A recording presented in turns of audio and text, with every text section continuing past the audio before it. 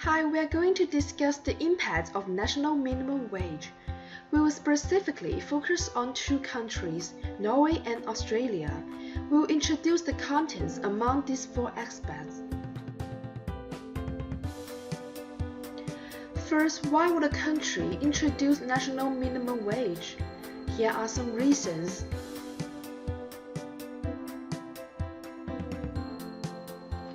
Now let's show you the implementation of national minimum wage in Australia.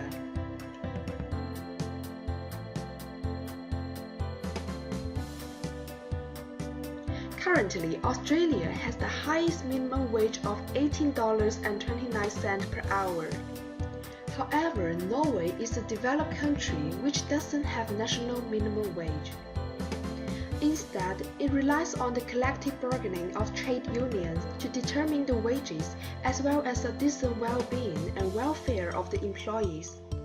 There is no need for implementing minimum wage policy as high wages has led to a high living standard, therefore it increased the workforce in the labor market. Now let's talk about the impact on employment and unemployment.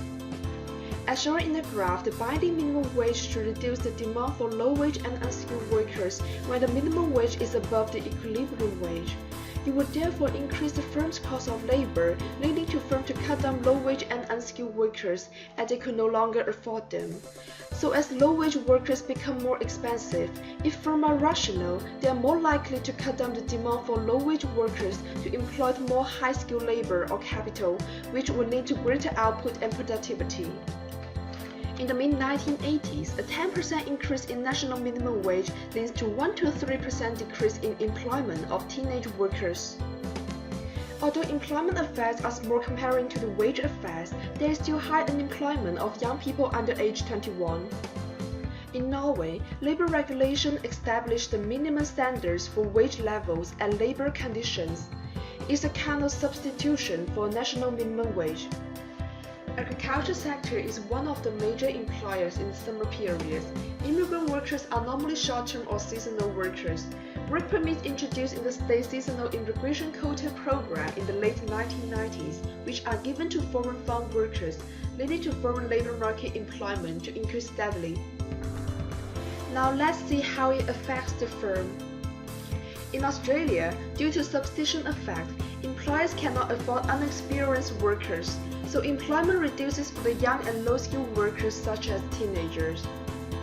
Minimum wage have reduced the excess profits which firms are making, but instead profit margin has fallen. The extra cost of labor from the increase in minimum wage is added to the value of goods and service, which therefore passes on to the consumers, leading a rise in prices and also a rise in inflation. So firms cannot afford the rise in minimum wages to rise the firm's output costs. Small firms that cannot afford to pay their employees minimum wage tend to pay wages in cash to avoid tax and a wage rise. But in Norway, although the majority of employees belong to trade unions, employers still pay a high wage to all their employees. Now we go to inequality and wage gap part. For Australia, there are three parameters on the effect of the increased minimum wage on the income of low-paid households. Based on demographic statistics, those who earn minimum wage in Australia are young women who are unmarried and don't have any higher education qualifications. However, inequality is not a problem in Norway as the Norwegian system has strict regulations against discrimination between part-time and full-time workers, so only a small wage gap of 5% exists between part-time and full-time workers. Norway is a country known for defending gender equality rights. Women are able to participate in labor market while they are having children. This will reduce the wage differences between men and women. Here's an example of the percentage wage gap between men and women in retail trade industry and manufacturing industry. That's all for today. Thanks for watching.